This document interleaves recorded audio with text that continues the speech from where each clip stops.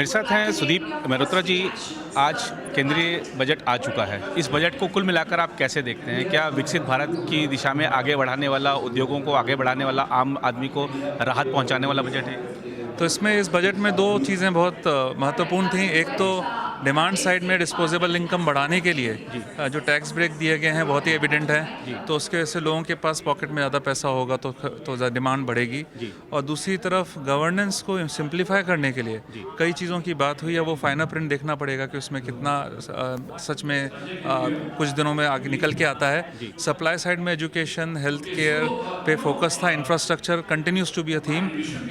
काफ़ी सारे funds announce हुए हैं। तो overall a very good budget. जो फंडिंग, जो फिस्कल डेफिसिट है वो भी कंट्रोल में है। जी। तो positive budget from the government जी। And both demand and supply will go up. जी। और जो करदाताओं को राहत दी गई है, जो बुजुर्गों को राहत दी गई है, आपको लगता है कि वो फायदेमंद रहेगी? ओवरऑल जो पिछले कुछ दिनों से बात हो रही है वो बहुत रूरल रेजिलियंस की एज वेल एज डिमांड की। जी। इस बजट की वजह से लोगों के पॉकेट में पैसा ज़्यादा आएगा। जी।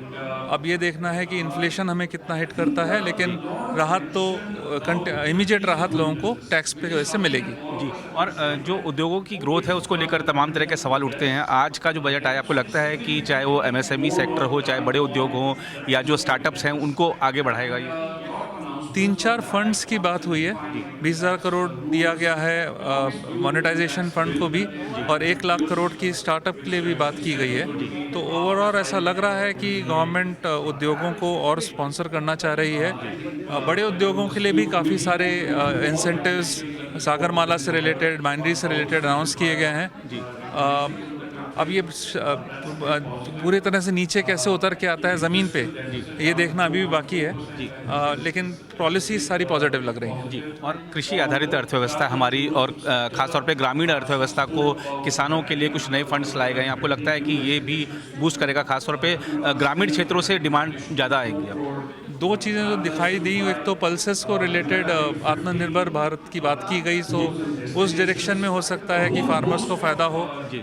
कृषि लोन्स को लेके, कृषि कार्ड्स को लेके एक इंक्रीमेंटल डिसीजन है, बहुत डिसरप्टिव नहीं लगा मुझे। जी। उसको रूरल में, डिमांड में और किसानों के लिए कुछ सुविधा बन सकती है। जी। लेकिन वो बजट ज़्यादा मिडिल क्लास के लिए था, जी। थोड़ा कम कृषि के लिए था, जो हर साल ज़्यादा कृषि के लिए होता है। जी। तो एक फाइन बैलेंस एफएम ने किया है। जी। अब रूरल में इसका क्या बेनिफिट होता है आगे देखने को मिलेगा। अगर आप भी लेना चाहते हैं देश दुनिया की तमाम जानकारी, तो आज ही सब्सक्राइब करें हमारे चैनल को। साथ ही नीचे दिए बेल आइकन को जरूर दबाएं ताकि हर अपडेट आप तक पहुंच सके।